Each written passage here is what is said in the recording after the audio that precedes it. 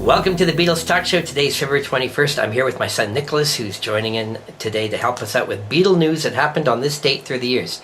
Did you know in 1961, the Beatles played their first time at the Cavern Club in Liverpool, which is where they lived. They performed a lunchtime show, and over the next 2.5 years, they would perform shows over 300 times at this same club that they used to play. And they had previously played there as the Quarrymen. And at this time, you know, it's 1961, this is early in their career still, they're not famous. And Paul McCartney became the band's bass player now because their regular bass player, Stuart Sutcliffe, wasn't around.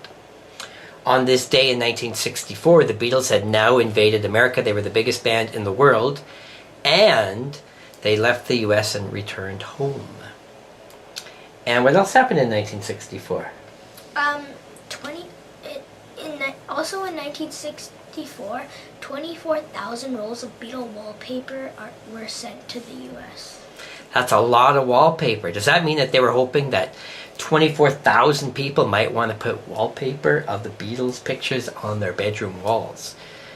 And that's a very collectible stuff these days.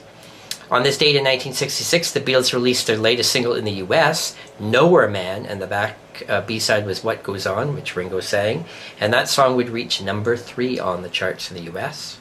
What happened in 1967? In 1967, the Beatles recorded the song Fixing a Hole. Oh, they recorded the song Fixing a Hole. That was one of their latest songs that they were working on for their new record, which is called Sgt. Pepper. And on this date in 1968... McGraw-Hill outbid 8 other American publishers and paid Hunter Davies $150,000 for the rights for the authorized biography of the Beatles. And this would be a huge selling paperback book in 1968. And it was the only official biography of the Beatles until they wrote their own in the 1990s and called it The Beatles Anthology. That's pretty interesting. Now we're going to jump to the 1970s. What happened on this date in 1975? In 1975, John Lennon released his album Rock and Roll in the UK on Apple Records. And that was his last studio album he recorded before he made his comeback, just before he died.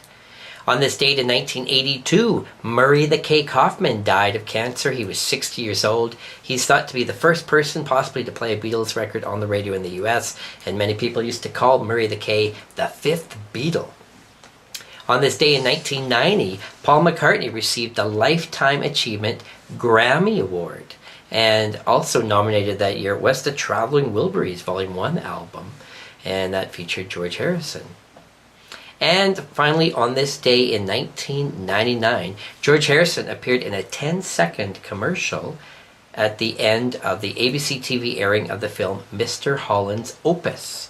And George was holding an acoustic guitar and said, "I'm George Harrison. Music can make a world of difference in the life of a child as it did mine." And he was asking for people to join in with the Mr. Holland's Opus Foundation. All right, well, thanks to Nicholas for joining me today for Beatles News. We'd like to thank you for watching. Leave us some comments, and we'll see you again tomorrow. So my dear friends, come back when you can.